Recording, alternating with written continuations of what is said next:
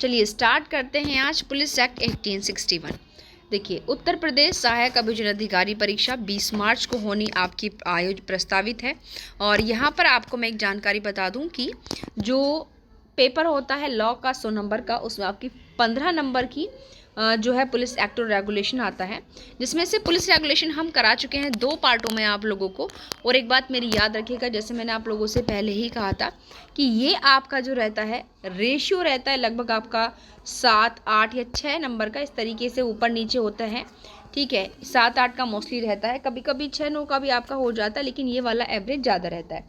अब अगर हम यहाँ पर बात करें कि जो पुलिस रेगुलेशन है उसमें आपके 37 चैप्टर्स हैं और 554 आपके पैरा आते हैं।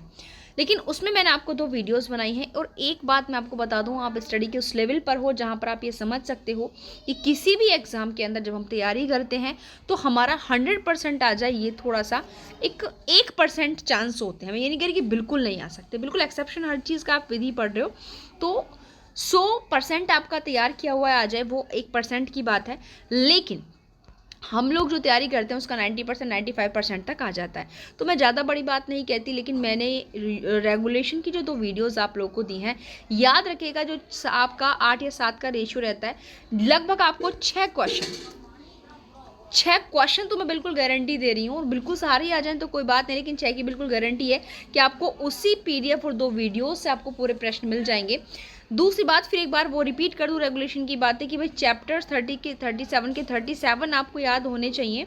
और साथ ही सबसे ज़्यादा जो आपको फोकस करना है भाई, वो आपको चैप्टर आपका 8 है, आपका 6 है, आपका 9 है, और इस तरीके से जो चैप्टर्स हैं उनको आपको फोकस करना है। जैसे घायल व्यक्तियों का उपचार हो गया, ठीक है, बुरे चरित्र वाले लोग हैं व्यक्ति, उनकी निगरानी हो गई। तो यहाँ से आप अंदर से भी चीज़ें रीड आउट करें, क्योंकि वहाँ से अगर एक्स्ट्रा प्रश्न बनेंगे तो वहीं से बनने के चांसेस ज़्यादा हैं आपके। लेकिन यहाँ आपका एक छोटा सा एक्ट है, वो है पुलिस एक्ट 1861, यानी कि ये भी आपका 8-7 का रेशियो रखता है। तो फिर उस पर जितना दिया है उसी पर फोकस करो यहाँ। लेकिन इसमें ये कोशिश करो कि एक्ट में कोई भी ऐसा प्रश्न आपका ना हो कि वो आपसे बाहर चला जाए, ध्यान रखिएगा। यहाँ आइए शुरुआत करते हैं, ध्यान से सुनिएगा। फिलहाल आप कॉपी पेन भी लेकर बैठ सकते हैं, बेरक भी लेकर बैठ सकते हैं, इसको आप बाद में लिख सकते हैं। ज़्यादा बड़ी है, 4 से 5 पेज का PDF है ओनली। सारे पुराने साल के पेपर भी इसमें इंक्लूड किए हैं मैंने, साथ साथ जो प्रश्न आपके बनने के चांसेस हैं, आए नहीं है, वो भी इसमें शामिल किए हैं। और इसमें मैं और भी ऐसे एक्स्ट्रा प्रश्न आपको बताऊँगी जो इसमें नहीं, लेकिन आप नोट डाउन कर सकते हो कि भाई ये प्रश्न भी आपके बन सकते हैं। ठीक है, क्योंकि इसमें ऐसे नहीं कि हर चीज़ हम इसमें छोटी छोटी लिख सकते हैं, वो हम आपको ओरली बता देंगे। और लेकिन स्टार्ट करने से पहले जो आपका ये है PDF, इसको वीडियो तो स्टार्ट हो चुकी है, लेकिन PDF बताने से पहले आपको बता दूं कि यदि अभी आप चैनल पर नए हैं, चैनल को सब्सक्राइब नहीं किया, तो प्लीज़ चैनल को सब्सक्राइब कर लीजिए, ताकि इस तरह की वीडियो का जो नोटिफिकेशन आप लोग को डेली बेसिस पर मिलता रहे। छोटी छोटी चीज़ें, लेकिन एग्जाम के पॉइंट ऑफ व्यू से बहुत महत्वपूर्ण है। देखिए, इसमें मैं बताऊं 47 सेक्शंस हैं, जिसमें से कुछ सेक्शंस आपके रिपील हो चुके हैं। कौन से रिपील है, तो यहाँ ध्यान से सुनिएगा, रिपील से प्रश्न आपका पूछा जाता है। कोई चैप्टर्स इसमें नहीं है, ओनली 47 इसमें सेक्शंस हैं। आपका 6 है, 11 है, 38 से 41 तक यहाँ के चैप्टर सेक्शन आपके रिपील हैं। और आपका 2A 8 है, जो कि आपका नागरिक उड्डयन कार्मिक की बात करता है। इसमें नियुक्ति और इसमें प्रमाण पत्र, ये 2001 में ऐड ऑन हुआ था। उसके बाद 15A 30A 32A 32B और 34A, ये आपके नए ऐड हुए हैं। तो ठीक है, तो ये आपके जो है यहाँ पर नए ऐड हुए हैं और ये आपके रिपील हो चुके हैं। आइए इधर से देखते हैं। सेक्शन 47 है, 22 मार्च को लागू हुआ है, लॉर्ड कैनिंग के टाइम में लागू हुआ था 1861। यहाँ पर अब सेक्शन जो 1 आता है उसमें कुछ शब्दों को डिफाइन किया गया है। अब इसमें मैं आपको बता दूं कि अब तक इसमें इंटरप्रिटेशन क्लोज आता है सेक्शन 1 के अंतर्गत ही यहाँ पर। और इसकी उद्देशिका कोर आप लोग को पढ़ना है। उद्देशिका इसकी ये कह रही है कि इसका जो उद्देश्य है पुलिस अधिनियम को, पुलिस को पुनर्गठित करना, अपराधों को निवारित करना, उनका पता लगाना और पुलिस को अधिक दक्ष उपकरण बनाना। ये फैक्ट आप याद रखिएगा, 1861 का जो आपका एक्ट है उसके ये उद्देश्य हैं। उसके अलावा जो आपका सेक्शन 1 आता है, जिसमें 12 शब्दों को आपके यहाँ पर जो है परिभाषित किया गया, जिसमें उसमें आप सिक्वेंस है तो देख लेना, जैसे जिले का मजिस्ट्रेट है, पुलिस है, साधारण पुलिस जिला है, जिला अधीक्षक है, इस तरह के शब्द हैं। लेकिन ध्यान सबसे ज़्यादा आपको किस पर देना है, मैं आपको बता दूं। जैसे आप पढ़ेंगे पुलिस शब्द, पुलिस शब्द से मतलब क्या है कि इस अधिनियम के अंतर्गत भर्ती किए गए जो लोग हैं, व्यक्ति हैं, उनसे है। उसके अलावा आपको किसमें शब्द मिलेगा, प्रॉपर्टी, संपत्ति। तो संपत्ति के अंतर्गत इसमें आपके आएंगे आपका जंगम संपत्ति, धन, या फिर आपका जो है मूल्यवान संपत्ति। अचल संपत्ति को इसमें शामिल नहीं किया गया है। उसके बाद अगर आप यहाँ पर देखेंगे व्यक्ति शब्द, तो व्यक्ति शब्द से मतलब कंपनी और निगम यहाँ पर कहे गए हैं। फिर आता है आपका यहाँ पर कैटल, ढोर शब्द जो मैं यहाँ पर लिखा हुआ है याद रखिएगा, ये भी आपका, ये तो सबसे ज़्यादा रिपीटेड आता है, ठीक है। और जितने मैंने बताए हैं आपको याद रखिएगा, जैसे कि आपका पुलिस है, प्रॉपर्टी है, व्यक्ति है, ढोर है, इसके अलावा कोई भी अभी तक जो है आपका प्रश्न नहीं पूछा गया है इंटरप्रिटेशन क्लॉज से। तो यहाँ पर देखिए जो कैटलिस्ट में सींग वाले जो आते हैं वो तो आएंगे ही, उनके अलावा आपका हाथी है, ऊँट है, गधे हैं, खच्चर है, भेड़ है, बकरियाँ और शुअर है, इनके पिग आते हैं, ये सब आते हैं। ध्यान रखिएगा इसमें कोई भी एक ऐसा अक्षर दे देंगे कि कौन नहीं आता है, तो आपको ध्यान रखना है कि कौन यहाँ पर आ रहा है। उसके बाद आता है हमारा सेक्शन 2 जो पुलिस बल के गठन की बात करता है। सेक्शन 2 क्या कह रहा है? पुलिस बल का गठन। तो एक तो नॉर्मली सेक्शन 2 से आपका सीधा टाइटल से आता है पुलिस बल का गठन। उसके अलावा अगर मैं यहाँ पर आपको बताऊँ तो यहाँ सेक्शन 2 में स्टेट गवर्नमेंट को पावर दी हुई है कि वो क्या करेगी, यहाँ पर उसके द्वारा ही तो भर्ती किए जाएंगे लोग पुलिस बल के अंतर्गत। और दूसरा आप इसका सेकंड पार्ट अगर देखेंगे 2 का, तो वो ये कह रहा है कि जो पुलिस बल की अधीनस्थ पंक्ति है, वर्ड ध्यान से सुनिएगा, पुलिस बल की जो आपकी अधीनस्थ पंक्ति हैं उनके जो पुलिस सदस्य होंगे, यानी कि पुलिस बल की अधीनस्थ पंक्ति के सदस्यों के जो वेतन होगा, जो शर्तें होंगी, जो सेवा होंगी, वो राज्य सरकार डिसाइड करेगी। यहाँ से प्रश्न आपका नॉर्मली आएगा, सीधा टाइटल से पूछा जाएगा। और जो पुलिस बल की अधीनस्थ सदस्यों के वेतन, सेवा, शर्तें कौन डिसाइड करेगा? सरकार करेगी। उसके अलावा आते हैं सेक्शन 3 पर और 4 पर। देखिए 3 और 4 आपको पढ़ने में सेम लगेंगे, लेकिन यहाँ पर आप एक चीज़ देखेंगे, साधारण पुलिस जिले में सर्वस्थ और साधारण पुलिस जिले में सर्वस्थ। यहाँ पर शब्दों में डिफरेंस है। अगर पुलिस के सुपरिटेंडेंट अधीक्षण की बात करें तो याद रखिए अधीक्षण तो गवर्नमेंट के पास ही होगा, सेक्शन 3 कहता है। और अगर हम प्रशासन की एडमिनिस्ट्रेशन की बात करें तो महानिरीक्षक में निहित होगा। एक चीज़ और बता दूं कि अब आपको केवल महानिरीक्षक शब्द नहीं मिलेगा, 1984 में यहाँ पर कुछ संशोधन हुए हैं, जो आपका महानिरीक्षक है उसके साथ आपको महानिदेशक भी लिखा हुआ मिलेगा। तो ये बात आप मेरी ध्यान रखें। तो अगर अधीक्षण पूछा जाए तो अधीक्षण आप किसको लिखेंगे? राज्य सरकार सेक्शन 3। और अगर प्रशासन पूछा जाए तो महानिरीक्षक, महानिदेशक सेक्शन 4 कह रहा है। उसके अलावा आइए नेक्स्ट आते हैं, यहाँ पर सेक्शन 2A याद रखिएगा, 2A मैं स्टार्टिंग में बता चुकी हूँ, वो आपका नागरिक उड्डयन कार्मिक पुलिस बल होगा, 2001 में आपका ऐड किया गया है, ठीक है। उसके अलावा यहाँ पर जो है सेक्शन 4 मैंने आपको ऊपर बता दिया, 3, 4 ये दोनों चीज़ें। और यहाँ पर अब आते हैं सेक्शन 5 पर। सेक्शन 5 जो है महानिरीक्षक, महानिदेशक की शक्तियों की बात करता है। सेक्शन 5 कौन सी शक्तियाँ होंगी? जो मजिस्ट्रेट की जिले के अंदर होती है वो सारी शक्तियाँ इसको मिलेंगी। 6 आपका जो है रिपील्ड हो चुका है। उसके अलावा मैंने यहाँ पर 7 लिखा नहीं है, लेकिन 7 में आपको बता दूँ, 7 ये कहता है कि आपके जो अवर अधिकारी हैं उनकी नियुक्ति और उनको पद से हटाना। इसमें कॉन्स्टिट्यूशन के आर्टिकल 311 का यूज़ किया गया, क्योंकि यहाँ पर किसकी बात की जा रही है? अधिकारियों को नियुक्त करना और उनको हटाना। तो हटाने की रिगार्डिंग 311 को यहाँ पर यूज़ किया है। तो इसमें आपको ये पढ़ेंगे कि जो ये पुलिस अधिकारी अगर वो अपने कर्तव्य का निर्वहन नहीं करते हैं, खुद को अयोग्य कर लेते हैं, तो उनको क्या क्या पनिशमेंट मिलेगी और कौन पद से उनको हटा सकता है। तो यहाँ पर जैसे कि उनको क्या क्या पनिशमेंट मिलेगी अगर वो अपने काम को ठीक से नहीं करते हैं, तो उनका जितना उनको 1 महीने का वेतन मिलता है उससे अधिक तक का उन पर राशि का जुर्माना लगा देंगे। उनको क्वार्टर प्रतिरोध वगैरह, दंड स्वरूप डिल का पहरा वगैरह लगाने के लिए दे देंगे। अगर उनको कोई सदाचरण वेतन मिलता है उससे वंचित कर देंगे। अगर उनको विशिष्ट उपलब्धि दे रखी है तो उससे वंचित कर देंगे। और अगर उनको कोई प्रमोशन या फिर मतलब इंक्रीजमेंट वेतन में हो रहा है तो उसको रोक देंगे। लेकिन याद रखिए जो अपने लास्ट बताया था मैंने कि वेतन में जो वृद्धि हो रही है या जो प्रमोशन हो रहा है उसको रोक दिया जाएगा। ये आपका बाद में ऐड किया गया था। कब किया गया था? 1 अप्रैल 1944 में। और याद रखिएगा ये प्रश्न आपका पूछा गया था, ठीक है। ध्यान रखिएगा कब ऐड हुआ, इसलिए मैंने कहा कि जो संशोधन ऐड हुए हैं उनको ध्यान से सुनिएगा। जैसे 2A 8 आपका 2001 में ऐड हुआ था। उसके बाद आता है हमारा 8, ये कह रहे हैं कि भाई जिनको पुलिस अधिकारियों को भर्ती किया है उनका प्रमाण पत्र भी तो दिया जाएगा। ये 8 कहता है, सीधा टाइटल से प्रश्न हमारा बनता है। 8A जो है वो कार्मिक उड्डयन वालों की बात करता है, उनको प्रमाण पत्र दिया जाएगा। फिर कह रहे हैं कि अब 9 हमारा आ गया। देखिए 9 क्या कह रहा है कि जो पुलिस अधिकारी है ना वो अपना जो पद है उसको नहीं त्यागेंगे, लेकिन 2 कंडीशन में त्याग सकते हैं। कैसे? महानिदेशक या महानिरीक्षक की या तो लिखित परमिशन लेंगे या फिर क्या करेंगे, 2 महीने की सूचना देंगे, ठीक है। यानी कि क्या देंगे इनको भाई? 2 महीने की सूचना देंगे, तभी इनको क्या करेंगे, त्याग सकते हैं। तो किसको देंगे सूचना? ठीक है, पुलिस अधिकारी, सॉरी ये थोड़ा गड़बड़ ऊपर नीचे हो गया, मेरे को ये कैसे आ गया भाई? उसमें तो आपका जिला अधीक्षक है, तो ये यहाँ से महानिदेशक कैसे इंक्लूड होगा? सेक्शन 10 है, ये आपका 9 है। तो यहाँ पर दिया हुआ है कि जो पुलिस अधिकारी होते हैं वो जिला अधीक्षक की परमिशन लिए बिना या फिर 2 महीने की सूचना दिए बिना पद को नहीं त्यागेंगे। कौन सा सेक्शन कह रहा है? 9। तो यहाँ पर ये देखना कि अगर पुलिस अधिकारी अपने पद को त्यागेंगे तो इजाज़त किससे लेंगे? जिला अधीक्षक से, ठीक है। या फिर कितनी दिन की सूचना देंगे? 2 माह की। उसके बाद हमारा आता है दूसरा 10 जो है ये अन्य नियोजन में लगने की बात करता है कि भाई नॉर्मली आप किसी दूसरे काम में नहीं लगेंगे, लेकिन अगर लगेंगे तो आपको लिखित परमिशन लेनी होगी महानिरीक्षक या महानिदेशक की। नॉर्मल बात है भाई, आपका काम ऐसा है कि आपको हमेशा कर्तव्य आरूढ़ रहना चाहिए अपने काम पर, लेकिन आप अगर दूसरा काम में लग जाएंगे छोड़कर तो आप अपने उस काम के प्रति कब रेस्पॉन्सिबल हो जाएंगे। तो नॉर्मली यहाँ पर दिया गया इसका आप इसकी परमिशन ले लो, लेकिन रेयर कि अगर ये लोग कुछ ऐसी परमिशन दे दें ऐसे काम जिसमें आपको अपना वक्त नहीं देना पड़ता। तो याद रखिएगा 9 में पद त्यागने की बात हो रही है और 10 में जो है अन्य नियोजन में लगने की बात हो रही है।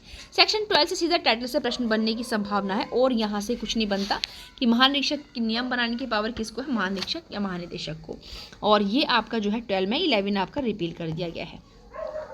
फिर हमारा आता है सेक्शन 13। देखिए यहाँ पर कुछ आपको ऐसे मिलेंगे जहाँ पर व्यक्तिगत खर्च की बात की गई है, लेकिन जहाँ डायरेक्टली सेक्शन में व्यक्तिगत खर्च की बात की जाए तो वो आप याद रखिएगा, वो आपका किस में दिया हुआ मिलेगा आपको? वो दिया हुआ मिलेगा आपको सेक्शन 13 के अंतर्गत। जी हाँ, व्यक्तिगत खर्च पर नियोजित अतिरिक्त पुलिस अधिकारी सेक्शन कहाँ मिलेगा? 13 में दिया हुआ है कि जब ज़रूरत हो कि उनके क्षेत्र के अंदर इस तरीके की स्थिति बन गई है कि उनको जो है अतिरिक्त पुलिस बल की ज़रूरत है, तो भाई खर्चा भी तो वही लोग उठाएंगे। और अगर अब ऐसी स्थिति नहीं है तो फिर ये कह रहे हैं कि फिर जो महानिरीक्षक है, ठीक है, या फिर महानिदेशक है, उप महानिरीक्षक है, सहायक महानिरीक्षक है या फिर जिला अधीक्षक है, उनको 1 महीने की सूचना देकर के फिर जिन अतिरिक्त पुलिस अधिकारी को नियुक्त करने की बात की गई थी उस अपनी सूचना को वापस ले लेंगे। कितने टाइम पीरियड? 1 महीने की लिखित सूचना। उसके बाद आता है हमारा विशेष पुलिस अधिकारी। कौन से सेक्शन में है भाई? विशेष पुलिस अधिकारी से भाई बहुत ज़्यादा प्रश्न बनते हैं, याद रखिएगा। विशेष पुलिस अधिकारी से, विशेष पुलिस अधिकारी का कॉन्सेप्ट कौन से सेक्शन में है? 17 में दिया हुआ है, स्पेशल पुलिस। और एक बात, सीधा टाइटल से तो प्रश्न बनता ही बनता है, ठीक है। विशेष पुलिस अधिकारी की शक्ति किस में दी हुई है? 17 में दी हुई है। कब? मतलब जब ऐसा प्रतीत हो कि वे इनके क्षेत्र में कोई अनलॉफुल असेंबली है, आपका बलवा शांति भंग की स्थिति उत्पन्न हो गई है, तो लोग क्या करेंगे? विशेष पुलिस बल अधिकारी के लिए आवेदन करेंगे। लेकिन यहाँ पर करेगा कौन? किसके पास किया जाएगा? तो याद रखिएगा जो निरीक्षक होता है ना, उससे पंक्ति से जो ऊपर का पुलिस अधिकारी होगा वो निकटतम मजिस्ट्रेट को आवेदन करेगा। देखिए 17 में जो स्पेशल पुलिस ऑफिसर है ना, इसके लिए अब जनता एप्लीकेशन नहीं करी 17 में, इसके लिए जो इंस्पेक्टर होगा उससे ऊपर की रैंक का जो ऑफिसर होगा वो निकटतम मजिस्ट्रेट को आवेदन कर रहा है। और ये प्रश्न सिंपल पूछा जाता है, टाइटल से तो आता है ये 17 में, ये भी आता है कि विशेष पुलिस अधिकारी की नियुक्ति के लिए जो कौन आवेदन करेगा? निकटतम मजिस्ट्रेट को, या फिर जो निरीक्षक है वो किसको आवेदन करेगा, या निकटतम मजिस्ट्रेट को कौन आवेदन करेगा, ठीक है। उसके अलावा यहाँ पर जो ये स्पेशल पुलिस ऑफिसर अपॉइंट किया गया 17 में, इसको क्या क्या पावर्स होंगी? ये 18 कह रहा है। तो जो एक सामान्य अधिकारी को पावर होती है ना, वही पावर्स इसको यहाँ पर दी जाएंगी। उसके अलावा आपको यहाँ पर 19, और मैं आपको बता दूँ साथ के साथ भाई 19 अब ये कह रहा है भाई 17 में अपॉइंटमेंट कर दिया, 18 में तुमने पावर दे दी। अब 19 ये कह रहा है कि भाई अगर कोई व्यक्ति बिना किसी रीज़न के स्पेशल पुलिस ऑफिसर के रूप में सेवा करने से अगर मना कर देता है, बिना किसी रीज़न, एक रीज़न होना चाहिए तो आपके पास, लेकिन अगर रीज़न नहीं है तो यहाँ पर 50 रुपये तक का फाइन लगाया गया है। भाई बहुत कुछ भी नहीं है, 50 रुपये से अधिक अवधि तक का है, ठीक है। ये कितने हैं? 19 में। उसके अलावा यहाँ पर अब यहाँ पर आता है आपका 21 जो बात करता है पुलिस ग्राम पुलिस अधिकारी के बारे में प्रावधान। 21 देखिए ग्राम पुलिस अधिकारी के बारे में यहाँ पर पुलिस रेगुलेशन में इसके जो पैरा 96 वगैरह आते हैं वहाँ पर बहुत महत्वपूर्ण बातें जो प्रोविजन से पूछे जाते हैं ग्राम पुलिस अधिकारी के, और यहाँ पर 21 में प्रावधान किया गया है, ठीक है। और ये अपने कामों के प्रति हमेशा जो रहता है वो जिला मजिस्ट्रेट के प्रति ही अवेयर रहता है। उसके अलावा सामान्य डायरी 44 में मेंस में भी बहुत ज़्यादा पूछा जाने वाला प्रश्न 44 के अंतर्गत दी हुई है। उसके अलावा यहाँ पर नेक्स्ट प्रश्न है कि जब त्यौहार हो तो उस अवसर पर जो पुलिस अधीक्षक है, ध्यान रखिएगा, पुलिस अधीक्षक द्वारा सड़कों पर जो संगीत की ध्वनि है ना वो कंट्रोल की जाएगी। कौन सा कह रहा है? धारा 30 का क्लॉज 4 कह रहा है, ठीक है, क्योंकि धारा 30 जो है वो बात करते हैं कि जो लोग जमाव होते हैं, जुलूस होते हैं, उनको रेगुलेटर कंट्रोल करने के लिए आपका जो लाइसेंस है उसे देने की बात करती है। उसके अलावा हमारा नेक्स्ट प्रश्न है कि पुलिस अधिकारी सदैव कर्तव्य आरूढ़ रहेंगे और उन्हें जिले में कहीं भी अपॉइंट किया जा सकता है। सेक्शन 22 है, सीधा प्रश्न सेक्शन से पूछा जाता है कि पुलिस अधिकारी मतलब जिले में कहीं पर भी नियुक्त किए जा सकते हैं, ऐसा भी पूछा जाता है, तो 22 कहता है। बाकी इनकी ड्यूटीज़ क्या क्या होंगे भाई, ये 22 तो ये कह रहे हैं कि सदैव अपने कर्तव्य पर हाजिर रहेंगे अपने काम के प्रति, लेकिन ड्यूटीज़ क्या क्या होंगी ये 23 बता रहा है। तो इसलिए हमेशा 23 को अंदर से ज़रूर रीड आउट कर लीजिएगा, क्योंकि नॉर्मली तो प्रश्न टाइटल से आता है, लेकिन क्या क्या ड्यूटीज सौंपी गई हैं, जैसे कि मैं आपको यहाँ पर बता दूँ थोड़ा सा कि जो कॉम्पिटेंट अथॉरिटी है, अगर वो कोई विधिपूर्ण आदेश जारी करती है, वारंट कर रही है, उनका पालन करेंगे, ठीक है। लोक शांति को प्रभावित करने वाली जो गुप्त वार्ता है उसको संग्रहण करेंगे, सूचना करेंगे। अपराधों जो पब्लिक न्यूसेंस है उसका निवारण करेंगे, अपराधियों का पता लगाएंगे, अगर इनको पकड़ने के लिए कहा गया उनको पकड़ेंगे। तो ये सारी रिस्पॉन्सिबिलिटीज़ इनकी यहाँ पर दी हुई है। उसके अलावा हमारा आता है कि जो सार्वजनिक सभाएं हैं, तो ये सीधा टाइटल का प्रश्न है जो ये 34 क्लोज 4 पढ़ा था कि सार्वजनिक सभाओं और जुलूसों को रेगुलेट करने एवं उन्हें अनुज्ञप्ति लाइसेंस देने की पावर 30 में है। ये देखिए, ये जो मैंने आपको बताया था कि सेक्शन 7 में वार्षिक जो लास्ट वाला पनिशमेंट था कि उनका जो एनुअल वेतन है उसका इंक्रीजमेंट और प्रमोशन को जो रोका जा रहा है वो 1 अप्रैल 1944 को आपका जो था ऐड होने हुआ था। उसके बाद जो है आपका रेलवे के आसपास पुलिस बल की नियुक्ति स्टेट गवर्नमेंट करेगी, 14 में दिया हुआ है, ध्यान रखिएगा। रेलवे के आसपास पुलिस बल की नियुक्ति कौन करेगी, स्टेट गवर्नमेंट, किस में दिया हुआ है, आर्टिकल 14 के अंतर्गत आपको पढ़ने के लिए मिलेगा। फिर हम यहाँ पर नेक्स्ट की अगर बात करें तो ये है आपका उद्देश्य। क्या है, उद्देश्य है। उद्देश्य क्या क्या होंगे, जैसे पुलिस बल को पुनर्गठित करना, अपराधों का निवारण करना, पता लगाना, पुलिस को और दक्ष बनाना। तो ये सारी चीज़ें मैंने आपको पहले ही बता दी थी। ये आपका जो है, सॉरी ये थोड़ा यहाँ पर कुछ वो हो गया, लग गया है दाग वगैरह, लेकिन यहाँ पर प्रविष्टि शब्द आपको क्या लिख रहा है वो क्लियर दिख रहा है। लेकिन ये कह रहा है कि पुलिस जो है वो राज्य सूची का विषय, ध्यान कि राज्य सूची का विषय है। और ये आपका जो इसमें राज्य सूची में प्रविष्टि संख्या 2 में दिया हुआ है, लेकिन इसमें दोनों संशोधन कर सकते हैं, केंद्र भी और राज्य भी, ठीक है। इसमें पहले संशोधन की बात की गई 1938 को हुआ था। और इसमें देखिए संपत्ति शब्द मैंने कहा था कि इसमें क्या क्या शामिल है, तो जंगम संपत्ति, ये देखिए BNS 221 में दिया हुआ है, ठीक है। इसमें आपका जंगम संपत्ति, धन और मूल्यवान प्रतिभूति 231 के अंतर्गत, ठीक है। यानी कि देखिए जंगम संपत्ति 221, मूल्यवान प्रतिभूति 231, इन चीज़ों को शामिल किया गया। उसके अलावा यहाँ पर अगर मैं बात करूँ तो रुकिए 1 मिनट आप लोग, थोड़ा सा हमारा रिपीट हो गया कुछ चीज़ें यहाँ से, ठीक है, ये चलेगा यहाँ से। हमारा नेक्स्ट प्रश्न है यहाँ पर, उत्तर प्रदेश पुलिस संशोधन अधिनियम जो 1938 है वो कब से लागू हुआ, तो आपका 1 जनवरी 1939 से। याद रखिएगा जो भी महत्वपूर्ण संशोधन है मैं सब लिखते हुए जा रही हूँ, कुछ भी इस PDF से बाहर आपको नजर नहीं आएगा। उसके बाद हमारा कि सड़कों पर कतिपय अपराधों के लिए दंड 34 में, यानी कि ये वो कंडीशन है 34 में कि बिना वारंट पुलिस गिरफ्तार कर सकती है। दंड भाई 50 रुपये का फाइन लगेगा, 8 दिन की सजा होगी। तो ये आप देख लीजिएगा, इसमें 8 तरह की पनिशमेंट आते हैं 34 में, जैसे कि जो पशु उनको उनका वध कर रहे हैं, बेतहाशा उन पर सवारी कर रहे हो, जिन जंतुओं के साथ निर्दयता कर रहे हैं, ऐसा काम कर रहे हो कि रास्तियों को आने जाने में बाधा हो रही है। आप देखते हैं कि छोटा सा रास्ता और लोगों से किसी काम से घिर के खड़े हो जाते हैं, आने जाने वालों को समस्याएं हो रही हैं। विक्रय के लिए वस्तु को अभिदर्शित करते, वो भी कैसी वस्तु जो गलत प्रकृति की होती है। मार्ग पर धूल फेंक रहे हैं, कूड़ा करकट जो फेंकना, ये सारी चीज़ें इसमें शामिल है। आप मतलब ड्रिंक करके आप बलवा कर रहे हो, वो सारी चीज़ें, शरीर का गलत तरीके से प्रदर्शन कर रहे हो, संकटपूर्ण स्थानों को आप कंट्रोल नहीं कर रहे हो अपने, तो उन सबको यहाँ पर शामिल किया गया है। और पुलिस याद रखिएगा यहाँ पर बिना वारंट के गिरफ्तार कर सकते हैं, 34 में, मेंस में ज़्यादा आता है। फिर आता है 17, और वो 17 जैसे मैंने बताया था स्टार्टिंग में, स्पेशल पुलिस फोर्स का ऑफिसर का जो है गठन हो रहा है। तो यहाँ कैसे होगा, तो जो पुलिस अधिकारी है, जो विशेष पुलिस अधिकारी की नियुक्ति पुलिस निरीक्षक के आवेदन पर जो निकटतम मजिस्ट्रेट होगा वो ही करेगा। व्यक्ति शब्द जैसे मैंने कहा था डेफिनेशन में निगम कंपनी है। और यहाँ पर एक और सेक्शन महत्वपूर्ण आता है वो आपका 15, वो ये कह रहे कि जो आपके विक्षुब्ध यानी कि डिस्टर्ब और डेंजरस एरिया है ना, यानी कि 14 जो 13 है ना, 13 वो तो केवल अतिरिक्त पुलिस बल अधिकारी के नियोजन की बात करते हैं कि वो व्यक्तिगत खर्च पर होगा। लेकिन ये अतिरिक्त पुलिस बल जो है कब अपॉइंट की जाएगी, जब विक्षुब्ध या संकटपूर्ण जिला होगा। विक्षुब्ध या संकटपूर्ण जिले में अतिरिक्त पुलिस बल की तैनाती 15 कह रहा है, ये कौन डिक्लेयर करता है भाई, ये स्टेट गवर्नमेंट ही करती है, ये बात याद रखना। उसके बाद आता है हमारा नेक्स्ट, ये कह रहा है कि 35 ये कि कांस्टेबल की पंक्ति से, याद रखना, कांस्टेबल की पंक्ति से जो ऊपर के ऑफिसर्स होंगे ना, अगर उनके विरुद्ध कोई आरोप लगाया गया है तो उसकी जांच कौन करेगा? तो उसकी जांच वो ऑफिसर करेगा जिसके पास मजिस्ट्रेट की शक्तियों का प्रयोग करने वाला जो अधिकारी होगा। इनके कांस्टेबल की पंक्तियों से ये 35 कह रहा है। उसके बाद अगर हम बात करें तो ये हमारा 14 आता है। 14 जो है ये कहता है कि जो रेल और अन्य कर्म है ना, उनके आसपास अतिरिक्त पुलिस बल की नियुक्ति कौन करता है? स्टेट गवर्नमेंट करती है। तो लेकिन यहाँ पर देखते हैं क्या चीज़ें हैं। यहाँ पर महानिरीक्षक या महानिदेशक राज्य सरकार की सहमति से ऐसे स्थान में अतिरिक्त बल प्रतिनियुक्त कर दे, यानी कि परमिशन किसकी लेनी होगी? स्टेट गवर्नमेंट की। जगह क्या क्या शामिल किया गया? वर्डों को ध्यान रखना इसमें आपका, रेल को 14 में, नह, लोक कर्म, विनिर्माणशाला या वाणिज्य, इन शब्दों को शामिल किया गया। स्टेट गवर्नमेंट की परमिशन से महानिरीक्षक या महानिदेशक आपका करेगा। उसके बाद हमारा आता है 19। तो मैं आपको पहले ही बता चुकी थी, वो ऊपर आया था कि भाई अगर वो मना करा बिना किसी रीज़न के तो 50 रुपये का फाइन लगेगा। उसके बाद आता है हमारा सेक्शन नंबर 24।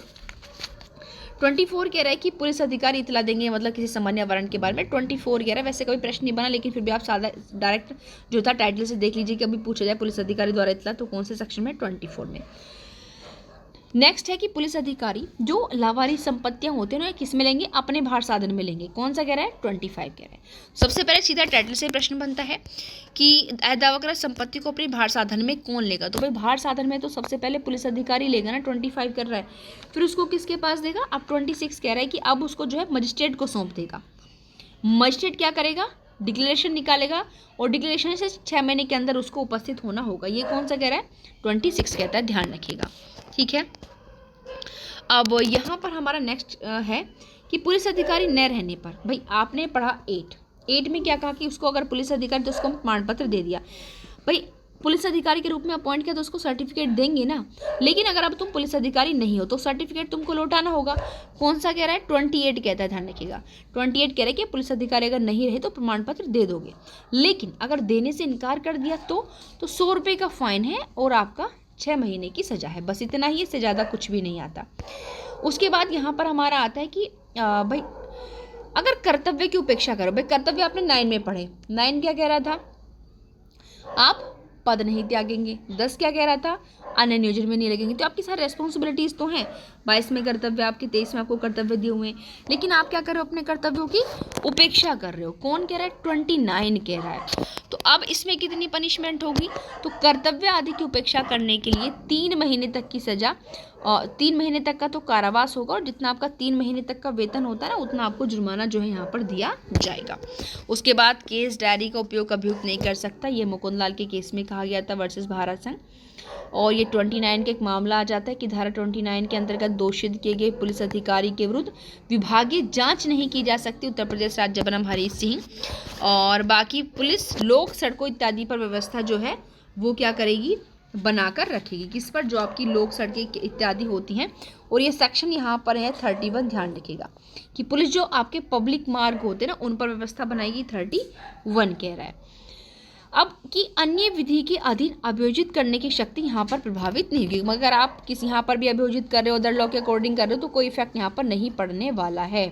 उसके बाद अगर हम बात करें पुलिस एक्ट में आपका जो कार्यवाहियाँ और अभियोजन, उनकी लिमिटेशन 42 में आपकी बताई गई है। और यानी कि परिवादित कार्य के 3 महीने के अंदर आपको जो है यहाँ पर दिया हुआ है टाइम पीरियड 42 के अंतर्गत। उसके बाद अगर हम 45 की बात करें तो राज्य सरकार जो आपकी विवरणियाँ होती हैं उनका प्रारूप विहित करेगी स्टेट गवर्नमेंट 45 में। और उसके बाद आपका आता है कि अधिनियम की परिधि क्या रहने वाली है? 46 कह रहा है। और पुलिस के जिला अधीक्षक का ग्राम पुलिस पर प्राधिकारी 47 कह रहा है। तो यहाँ पर मैंने नॉर्मली लास्ट के सारे सेक्शंस को इंक्लूड कर लिया भाई, क्योंकि देख लेना कभी किससे भी पूछा जा सकता है, इसलिए हमें आगे के लिए भी तैयार रहना। जैसे मैंने कहा 47 सेक्शन से, तो इसको अच्छे से तैयार करो ताकि नॉर्मल सारे आपको आ जाएं। और यहाँ पर कोई जमा विधि विरुद्ध है नहीं। ये BNS वैसे 89 में 189 में दिया हुआ है विधि विरुद्ध जमाव, लेकिन है नहीं। ये डिसाइड करेगा कौन करेगा? ये हनुमान सिंह बनाम स्टेट के केस में कहा गया, इनके 189 डिसाइड करेगा। पहले आपका 149 आता था, 141 141, अब 189 BNS का। बाकी दंड मैंने आपको सारे पहले ही बता दिए हैं कि स्पेशल पुलिस अधिकारी के रूप में सेवा करने से इनकार करने पर 50 रुपये, प्रमाण पत्र न देने पर 200 रुपये 6 माह, कर्तव्य उपेक्षा पर 3 माह का कारावास, 3 माह का वेतन शास्ति। और धारा 32 जो है वो कह रहा है कि अगर आपने 30 और 31 का अगर उल्लंघन किया है तो 200 रुपये फाइन। सड़कों पर अपराध 34 में आपका 50 रुपये 8 दिन। तो इस तरीके से ये सारी चीज़ें आपको यहाँ पर पढ़ने के लिए मिली। और याद रखिएगा लगभग देखिए जितने भी आपके बनने वाले प्रश्न थे पुलिस अधिनियम 1861 से, वो सब मैं आपके यहाँ करा दिए हैं मैंने आपको। और अब आप इन्हें बेरेट से अच्छे से रीड आउट करें, फिर इसका नोट्स बनाएं लास्ट टाइम पर रिवीजन के लिए। और एक बार फिर आप लोगों से कहूँगी यदि अभी तक भी आपने यूपीएपीओ की टेस्ट सीरीज़ को ज्वाइन नहीं किया है तो प्लीज़ ज्वाइन कर लीजिए, ताकि आपको यह पता चल जाए लास्ट टाइम पर कि आप कितनी तैयारी आपकी हो चुकी है। थैंक यू, मिलते हैं नेक्स्ट वीडियो।